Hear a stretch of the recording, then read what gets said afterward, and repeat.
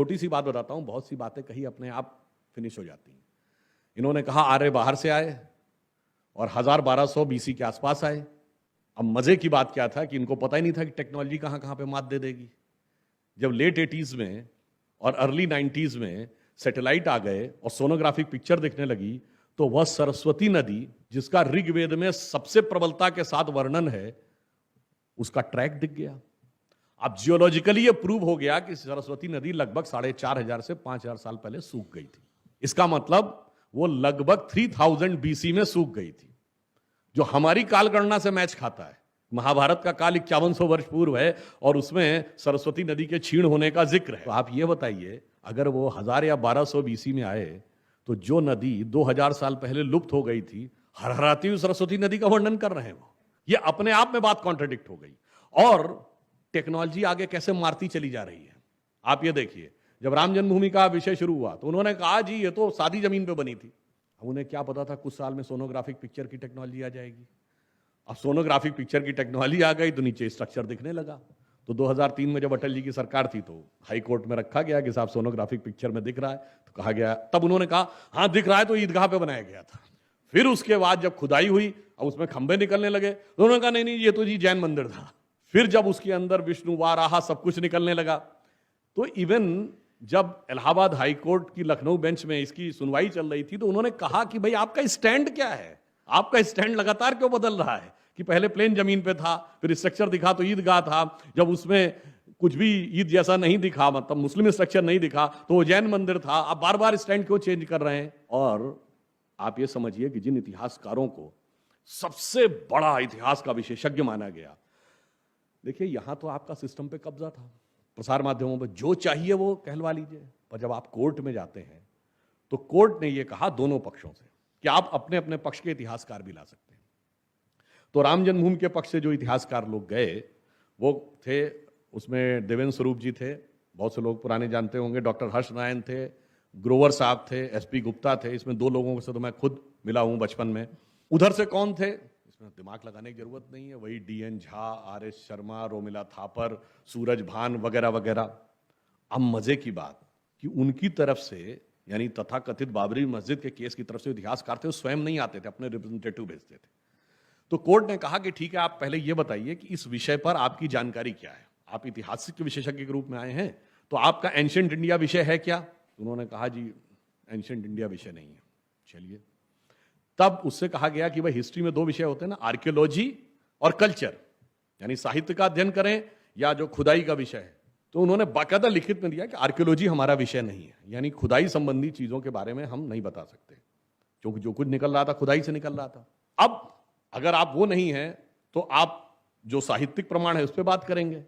अब जितने भी शिलालेख निकल रहे थे या जो लिटरेरी एविडेंस अवेलेबल थे वो दो ही भाषाओं में अवेलेबल थे, संस्कृत और फारसी। उनसे पूछा गया कि आपने, तो उन्होंने बाकायदा लिख के दिया कि हमें फारसी तो नहीं आती, संस्कृत भी नहीं आती।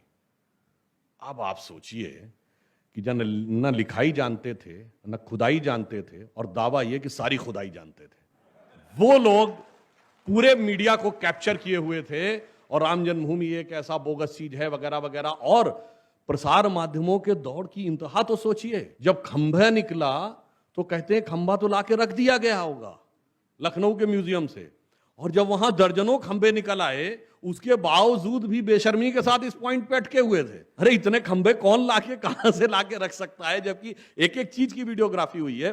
यह सिर्फ इसलिए बताया, आज हमारे पास एक अवसर है कि प्रसार माध्यमों ने जो वातावरण बनाया है वो टेक्नोलॉजी से मात खा रहे हैं। आज जिसको भी आप कुछ भी कह लीजिए, व्हाट्सएप यूनिवर्सिटी, मैं नहीं कहता व्हाट्सएप पे हर चीज सही है, मगर आज हर आदमी के हाथ में वो चीज आ गई है कि अगर वो चाहे तो वो वेरीफाई तुरंत कर सकता है, और उसमें से 75% चीजें लॉजिक के द्वारा क्रॉस चेक करके वेरीफाई की जा सकती हैं। अब यहीं पर तो उनका सारा मामला फंस गया। और ये जो प्रभाव था वो सिर्फ प्रिंट मीडिया और इलेक्ट्रॉनिक मीडिया पे नहीं था। और आप देखिए उसमें कैसे वो अपने प्रभाव बना के रखते हैं। मैं एक उदाहरण बताना चाहता हूं। अभी 2 साल पहले की बात है कि एक अमेरिकी पत्रकार आए, वहां के एस्टेब्लिशमेंट का नाम नहीं लूंगा, वो बाई चांस आए थे कि किसी आरएसएस के बारे में बात करने, और वो टकरा गए हमसे, तो थोड़ा सा हमसे प्रभावित हो गए। तो उन्होंने कहा इफ यू डोंट माइंड, क्या आप हमारे साथ बैठ के थोड़ा सा बता सकते हैं। तो मैंने उनको संघ के बारे में बताया। मैंने कहा जी वनवासी क्षेत्रों में सबसे बड़ा काम करने वाला संगठन वनवासी कल्याण आश्रम संघ का है। सबसे ज़्यादा विद्यालय चलते हैं विद्या भारती, किसी दुनिया में संस्थान के नहीं है, वो मैंने बताया। मैंने सेवा भारती के बारे में बताया। मैंने कहा सबसे बड़ा विद्यार्थियों का संगठन ABVP है। फिर चाहे विश्व हिंदू परिषद सबसे बड़ा धार्मिक संगठन है। हमने कहा राजनीति रूप में आप भाजपा कहते हो, सब कुछ मैंने बहुत बताया, तो वो इम्प्रेस्ड हुआ। अब देखिए क्या होता है। वहां से फोन भी आया मेरे पास क्रॉस चेक करने के लिए कि आपने ये बोला है। मैंने कहा हाँ जी बोला। जो मैंने बोला वो तो उसने लिखा। फिर इंटरप्रिटेशन क्या किया कि it seems that RSS has become a state with in state in India. अब बताइए सारे सेवा कार्य को कैसे नकारात्मक रूप से उसने चित्रित कर दिया। यह है प्रसार माध्यमों पर कब्जा होने का प्रभाव। और वो सिर्फ कब्जा इतना ही नहीं था। अगर आप देखें, मैं उदाहरण देना चाहता हूं, 1998 की एक घटना थी, आपको याद हो, डांग में, गुजरात में इतना हल्ला मचाया गया कि मिशनरी के स्कूलों पे हमला हो गया। जबकि वो घटना नवंबर 1998 की है, इसलिए मैं डेट के साथ बता रहा हूं। Not even a single died, not even a single hospitalised, and not even a single पक्का स्ट्रक्चर डैमेज्ड। कुछ टीन शेड डैमेज हुए थे। मगर इसके बावजूद इतना हो हल्ला हुआ कि क्रिश्चियन मिशनरीज पर अटैक, क्रिश्चियन मिशनरीज पर अटैक, कि पोप का बयान आ गया। मगर उसी नवंबर 1998 में मलेशिया में 1 दर्जन चर्च आग लगा के जला दिए गए। पोप का बयान नहीं आया। और यहां मैं फिर कह रहा हूं, not even a single died, not even a single hospitalised, and not even a single पक्का स्ट्रक्चर डैमेज, फिर भी आ गया। यह था प्रसार माध्यमों का कमाल।